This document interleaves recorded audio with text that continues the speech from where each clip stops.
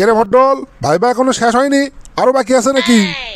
Sir মোটে 67 জন viva দিল, 70 জন দেওয়ার কথা আসলো, 3 জন আসেনি, মনে হয় না তারা আর আসবি। তার মানে ভাইবা আজকের মতো শেষ। 67 জনের ভাইবা লিয়ে ফালালাম খারাই, চাকরি তো দেওয়া লাগবে মাত্র 3 জনক। তার রেজাল্ট তৈরি করছু? হ্যাঁ স্যার, রেজাল্ট তৈরি। 3 জন প্রার্থী 99 করে নাম্বার পাচ্ছে। আর তো কাকু মনে হয় না দেখার দরকার আছে, এই 3 জনও কি চাকরি দিয়ে দেন। এ সোরা, এক কাম কর, তুই এসে আমার চেয়ারত বসে চাকরিগুলো দে। স্যার খেপে গেলেন কে? খেপিল্লাই তো কিছু খাবি হে। মালপাত্তি কেটা কত দিবের আছে সেটা ক। স্যার একজন দিবের কাছে 23 লাখ, একজন দিবের কাছে 22 লাখ, আরেকজন দিবের কাছে 20 লাখ, আরগুলো স্যার কম 15-16 ইনকে। তাহলে 23, 22 আর 20 এই 3 জনের জন্য অ্যাপয়েন্টমেন্ট লেটার রেডি কর। কিন্তু স্যার ওই 3 জনই তো নাম্বার কম পাছে, 3 জন একবারে ফেল, পাসও করবে পারেনি। একজন পাশে 16 নাম্বার, একজন পাশে 14, আরেকজন পাশে 12। সেগুলো তোর চিন্তা করা লাগবে লয়, ওগুলো দেখার বিষয় আমার, তোকে যেটা কই সেটা কর। কিন্তু স্যার এরা তো একেবারেই অযোগ্য লোক, একের মধ্যে জ্ঞান বুদ্ধি মেধা কিছু আছে বলে তো মনে হয় না।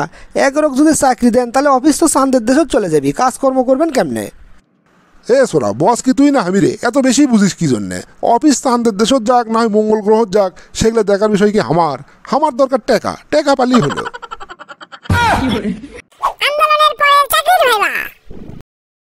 আপনি 5টা প্রশ্ন ধরলেন, একটা প্রশ্নেরও উত্তর তো দিবের বেলেন না। কি ছাত্র আপনি বারে, জীবনে লেখাপড়া করেননি? লেখাপড়া না করলে মাস্টার্স পাস কেমনে করলেন স্যার? আপনার খোঁজ খবর সবই জানি। ক্যাম্পাসত বলে হুলকুম পার্টি করেছিলেন, সহসভাপতিও বলে হয়েছিলেন, তা কেমনে পাস করছেন ওগুলো আমাকে বোঝা হয়ে গেছে। যাই হোক, এটা আপনার জন্য শেষ প্রশ্ন, দেখি এটা পারেন কিনা। কোন তো জুলাই বিপ্লবে শহীদ হওয়া আবু সাইদ কত তারিখে শহীদ হচ্ছে? আবু সাইদ, আবু সাইদ, আবু সাইদ যে কত তারিখে শহীদ হলো এটা তো জানি না, কি করি? স্যার আপনাকে একটা কানে কানে কথা কই, আমি খবর পাইছি 86 জনের ভাইবা লিখছেন আজকে, তার মধ্যে 5 জনের চাকরি হবি।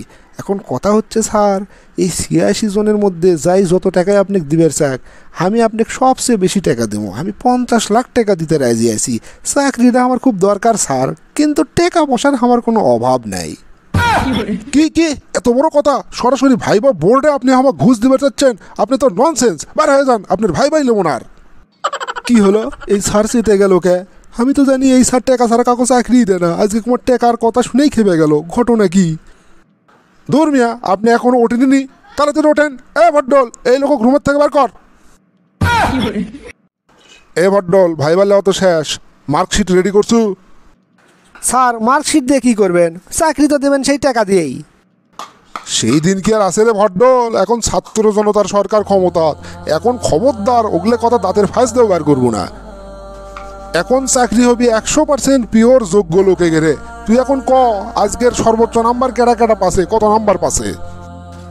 তাই স্যার, তাই যাক, শুনে খুব ভালো লাগলো স্যার, আলহামদুলিল্লাহ।